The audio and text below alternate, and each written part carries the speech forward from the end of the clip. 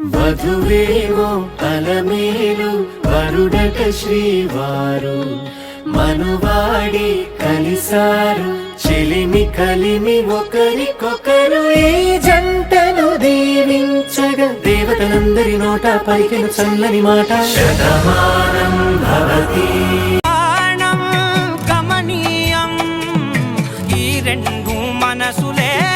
రమణీయం ముడే ముళ్ళట ముడి పడుతుంటే ముచ్చట నాలుగు దిక్కుల కంట చూడ ముచ్చటైన వేడుకంట ఆ పంచభూతాల తోడుగా ప్రేమ పంచుకొనే పండగంట